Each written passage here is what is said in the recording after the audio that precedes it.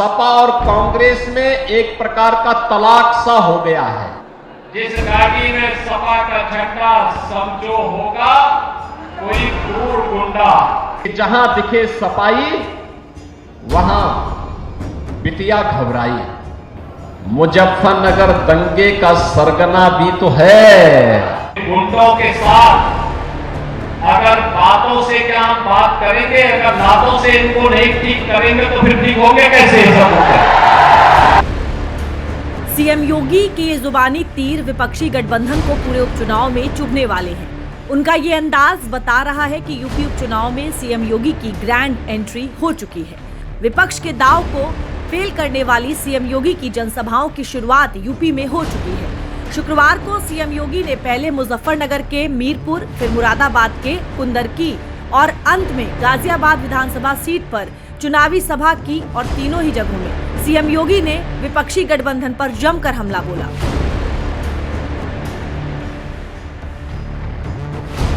ये समाजवादी पार्टी पूरी तरह एक्सपोज हो चुकी है।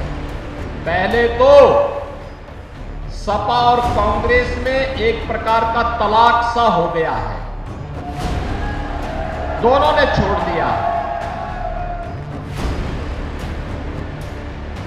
दोनों में फिर से वही खटपट शुरू हो गई है, क्योंकि लोकसभा चुनाव में इन्होंने आपके बीच में कहा था खटाखट खटाखट।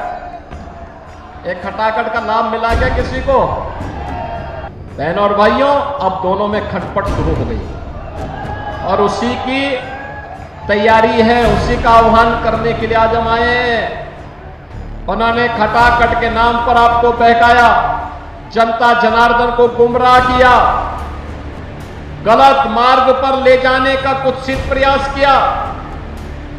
अवसर है अब इस समाजवादी पार्टी का सपाचट करने का। याद करिए, ये वही समाजवादी पार्टी है और इनके प्रत्याशी मुजफ्फरनगर दंगे का सरगना भी तो है। बहनों और भाइयों, हथियारों का जखीरा बरामद हुआ था और याद करिए, तब समाजवादी पार्टी की सरकार के मुखिया और आज के समाजवादी पार्टी के भी मुखिया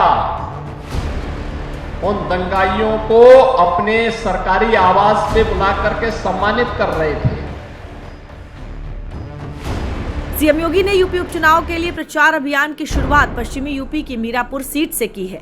मीरापुर सीट पर बीजेपी की सहयोगी आरएलडी चुनाव लड़ रही है और आरएलडी के सामने सपा मैदान में है। लिहाजा सीएम योगी ने जनता के सामने सपा के अतीत को याद दिलाते हुए उस पर कड़ा प्रहार किया कि 12 से 17 के बीच में एक नारा चलता था और वो नारा होता था, जिस गाड़ी पर सपा का झंडा समझो बैठा है कोई। और बहनों और भाइयों, आज मैं कह सकता हूं कि जहां दिखे सपाई वहां बिटिया घबराई। आपने देखा होगा उनके कारनामों को। कांग्रेस और समाजवादी पार्टी को अपनी स्थिति स्पष्ट करनी चाहिए कि जम्मू कश्मीर विधानसभा के इस प्रस्ताव पर वो बोले। क्यों उनका मुंह बंद है इस पर? ये फिलिस्तीन के नाम पर आंसू बहाने वाले लोग, पाकिस्तान के नाम पर आंसू बहाने वाले लोग जम्मू कश्मीर के मुद्दे पर मौन क्यों बने बैठे हैं? इस समाजवादी पार्टी हो या कांग्रेस, ये राष्ट्रीय एकता और अखंडता के साथ खिलवाड़ कर रही है अपने राजनीतिक स्वार्थों के लिए। इन्होंने झूठ बोल करके लोकसभा चुनाव में जनता जनार्दन को गुमराह करने का काम किया था। उस समय इन्होंने अनर्गल प्रलाप किए थे। बाबा साहब भीमराव अंबेडकर जी के बारे में, संविधान के बारे में झूठ बोल करके जनता को गुमराह करने का कुत्सित कार्य किया था। लेकिन अब तो आपके पास सब कुछ स्पष्ट हो चुका है।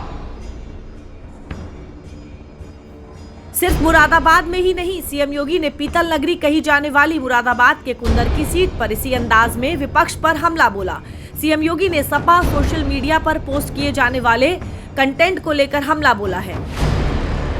इनका यह तांडव और इनका वास्तविक चरित्र अगर देखना है, अयोध्या में एक निषाद बेटी, एक कश्यप बेटी के साथ समाजवादी पार्टी के नेता के द्वारा जो कुकृत्य किया गया वो आप सबने देखा होगा टेलीविजन चैनल के माध्यम से। आपने देखा होगा कन्नौज में कैसे समाजवादी पार्टी का घोषित पदाधिकारी एक बेटी के साथ किस तरीके का व्यवहार कर रहा था। इन गुंडों के साथ अगर बातों से क्या हम बात करेंगे, अगर बातों से इनको नहीं ठीक करेंगे तो फिर ठीक होंगे कैसे ये सब होगा। ये तो समाजवादी पार्टी की पहचान बन चुकी है। हर गुंडा, हर दंगाई, हर पेशेवर अपराधी, हर माफिया आज इनका शागिर्द बन चुका है। इनका संस्कार अगर देखना हो तो समाजवादी पार्टी का जो मीडिया सेल है उसके सोशल मीडिया प्लेटफॉर्म को देखो। जिस अशिष्ट और अभद्र भाषा का प्रयोग करते हैं, ये समाजवादी पार्टी के वास्तविक चरित्र को प्रदर्शित करता है, दिखाता है कि सभ्य समाज में इन लोगों के लिए कोई जगह नहीं होनी चाहिए और इनके खिलाफ जितनी सख्ती हो सकती है उतनी सख्ती। अभी तक सीएम योगी की बयानबाजी को लेकर ही सपा इस चुनाव में मुद्दा बना रही है, लेकिन अब यूपी में सीएम योगी की एंट्री ने विपक्ष को ही बैकफुट पर ढकेलने का काम किया है। हालांकि सपा जिस तरीके से इस उपचुनाव पर सियासत कर रही है वो साफ इशारा है कि ये लंबा चलने वाला है। फिलहाल यूपी उपचुनाव के लिए 20 नवंबर को वोटिंग होनी है और 23 नवंबर को इसके नतीजे आएंगे।